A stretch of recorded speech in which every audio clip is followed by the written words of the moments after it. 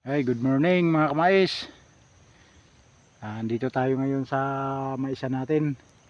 Tinitingnan ko dito sa loob kasi lumabas na yung bunga. Baka mamaya may maataking daga. Kaya ito tinitingnan ko muna tong ano dito sa loob. Ito yung ini-sprayhan ko ng ang linis ini-sprayhan ko ng Clearmore. Nung dati puro paragis yung makikita dito, ngayon ang linis. Yan.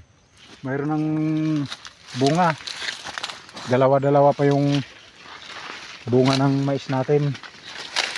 Yan. Dalawa-dalawa, tapos mayroon pa tayong kasamang pogi daw siya Kaway-kaway, kaway-kaway.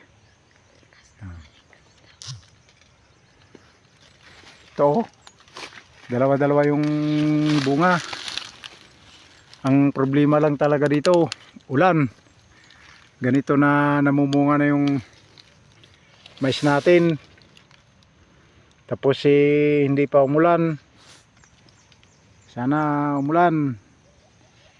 Doon sa ibang lugar sobra-sobra yung ulan, pero dito sa amin sa Biskaya, sa Jadi, walang ulan. Tinitingnan ko dito sa looban kasi nakaraang taon ang daming kinakain ng daga. Kaya pag ganito habang maagapan, kung may kinakain, lagyan agad ng pangpuksa sa daga. So wala pa naman para